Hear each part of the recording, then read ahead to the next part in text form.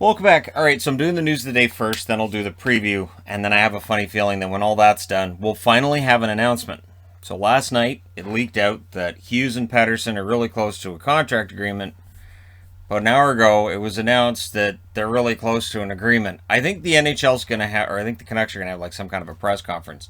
And then I want to look at things after that. So I want to like make up a Canucks board and talk about, how this all makes sense. And it does. This honestly, this is a pretty smart move by Jim Benning, which I know is going to throw people off. But again, when we take a look at it later on, once these are officially announced, I think it'll make some more sense. So it's 6 years for Hughes and 3 years for Pettersson. Quinn Hughes, 6 years. And you know what I find funny is that immediately people were like, well, yeah, but then he's just going to go to New Jersey. Okay, it's almost a decade. The days of having a player on your team throughout their entire career haven't really been a thing for a long time, right?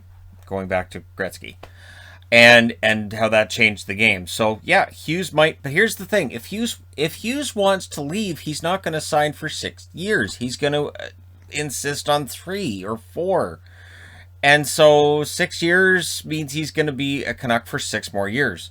The other thing I keep seeing is that his cap hit, which is reportedly a little bit above $7.75 million, that, and again, once we've had the press conference, we'll know for sure what the numbers are, but a little bit above $7.75 million, I hear, well, he doesn't play defense.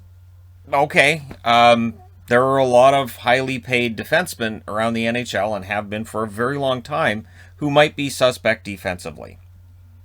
And since the player, in this case Quinn Hughes, is coming out of their second full year in the NHL, and last year was a disaster for most Canucks, I'm willing to say that's fine. Quinn Hughes has a talent level that I've never seen in a defenseman that the Canucks have drafted. And so, yes, sometimes defensively there's miscues, but I mean this is a Hughes jersey, so I didn't anticipate him going anywhere. And again, if people are of the mind of, well, 6 years from now he's going to leave, okay. Sometimes people say I'm a downer about the Canucks, but I don't say that. I've never said, well, this guy signed here for 4 years, so he's gone in 4 years. Well, that sucks. So anyways, Pettersson's 3-year deal is supposed to be below $8 million. The rumor I've seen is $7.7 million, which would put it a little bit below Hughes. But again, it's just a bridge contract, so Pettersson would be betting on himself that he's going to have a fantastic 3 years and get that raise after the 3 years are done. So, yeah, I think it's a good deal in both cases. But again, we'll come back, we'll look at it once it's officially announced, which should be today. Anybody wondering, this is actually a Thatcher Demko. It's from the Player Series they just released. But I know that on camera this may just look like it's kind of some weird squiggle underneath. So it's Demko's, not hand signed, but you guys know what I mean. Anyways, we'll come back and talk about the Canucks later on today. Sheldon Keefe has had a contract extension given to him by the Toronto Maple Leafs through the 2023-2024 season. But remember, he's still a coach. So even with those extra years, and since it's the Toronto Maple Leafs who have like buckets of money laying around, if the Toronto Maple Leafs were to have a poor season this year, it does not necessarily mean that they go, well, we can't get rid of him. We just gave him a 2-year extension. So we'll see. But it's a vote of confidence for him as he was in a contract year. That's important that you don't have what is referred to as a lame duck coach because it's the last year.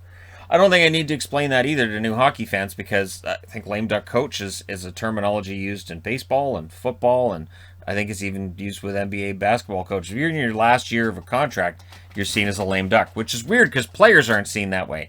Players are seen as pending free agents. We talk about how much money they're going to make. With coaches, we go, you might get fired. I think, wouldn't it be great if we did it the other way just for a little while? I just did a video. I'm like, I think this player could get fired. They're going to be an unrestricted free agent. Yeah, that would be an interesting comment section. But anyways, best of luck to Sheldon Keefe and the Leafs. Last night's games, Lucas Raymond got a goal and an assist against the Sabres. Luukkonen had a rough night statistically, but apparently the defense in front of him was not quite where you'd like it to be. So, again, and that's one of the reasons why with goaltenders on teams that aren't aren't that great. You'll see their stats aren't very good. And if you're not watching the team, you'll be like, well, that goalie's not very good. A lot of the times it's the defense in front of him as well. So that's why I like using save percentage, but it's not perfect. There is no perfect stat with goaltenders that I've seen because, again, if the defense in front of you is allowing all kinds of shots from right in front of the net and they're all grade A shots, your save percentage is going to suffer. All your numbers are going to suffer. So, but it's nice to see Raymond get a goal and an assist because Detroit needs that offense, especially with Vrana out for 4 months. Good news out of Anaheim too. Mason McTavish is practicing.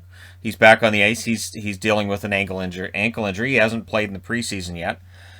It may be one of those situations where they hold on to him. They don't actually send him back to juniors or whatever they're planning to do with Mason McTavish until the ankle injury is healed. We've seen that before, where a player's hurt, the NHL team holds on to him just to make sure he's healed up before they send him back to juniors. So we'll see if that happens with McTavish.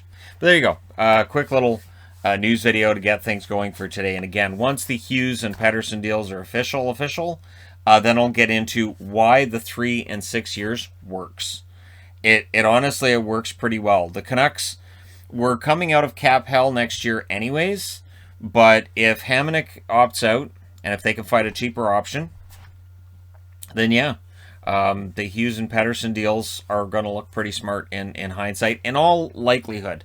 Of course, there's risk. There's always risk. Any contract past 4 years, there's a risk, but I think the Canucks did all right by themselves. So let me know your thoughts in the comment section below. As always, don't forget to hit like and subscribe. If you're browsing your way through, you just happen upon this video.